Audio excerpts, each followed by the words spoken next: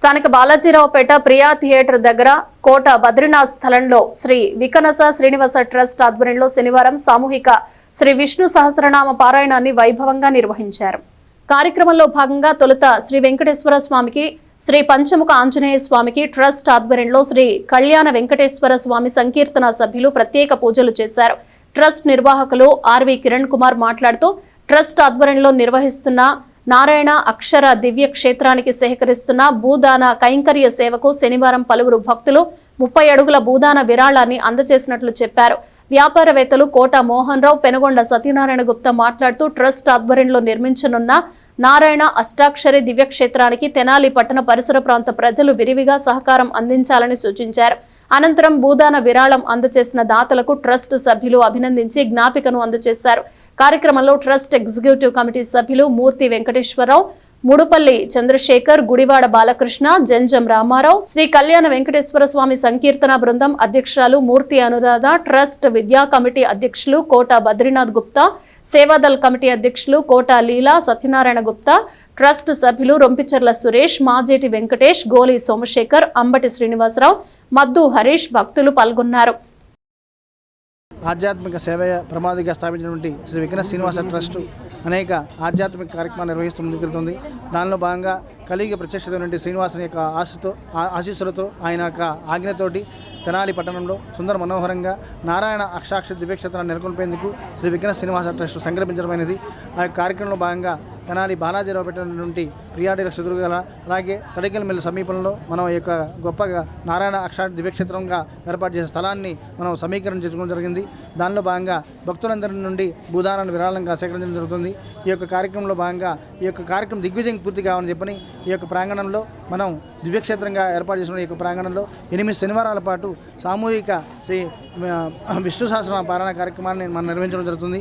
8వ శనివారం ఈ రోజున ఎంతో వైభవంగా దాదాపుగా 200 మంది భక్తులు ఈ యొక్క మహిళా భక్తులు విశేషంగా పాల్గొని సామూహికంగా విష్ణు సహస్రనామ పారాయణ చేయడం జరిగింది.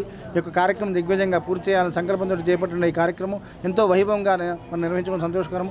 అలాగే ఈ రోజున ఈ పారాయణలో పాల్గొన్న ప్రతి ఒక్కరికి కూడా శ్రీ వికనస శ్రీనివాస ట్రస్ట్ అలాగే కళ్యాణ వెంకటేశ్వర స్వామి సంకీర్తన సంయుక్తంగా పారాయణదారులు చేసిన అందరికీ కూడా అన్నప్రసాద వితరణ కార్యక్రమాన్ని నిర్వహించడం జరుగుతుంది. కార్యక్రమంలో పాల్గొన్న ప్రతి ఒక్కరికి కూడా శ్రీనివాస ఆశీస్సులు ఉండాలని కోరుకుంటాము. అలాగే ఇప్పటివరకు మనకి భూదానం అందజేస్తున్న అలాగే ఇంకా ఇవ్వబోతున్న దాతలందరికీ కూడా కలియుగ ప్రత్యక్ష శ్రీనివాస ఆశీస్సులు ఎల్లవేళలా ఉండాలని మనస్ఫూర్తిగా ప్రార్థిస్తున్నాము. ఓం నమో వెంకటేశ్వర. శ్రీ వెంకటేశ్వర స్వామి దయ వలన మనం మనసు సంకల్పం జరిగి దేవాలయం నిర్మాణమునకు పూనుకున్నారు. మరి ఈ దేవాలయ నిర్మాణానికి భక్తులందరూ కూడాను సహాయ సహకారాలు ఆర్థికంగా అందజేస్తేనే కానీ అవుతుంది.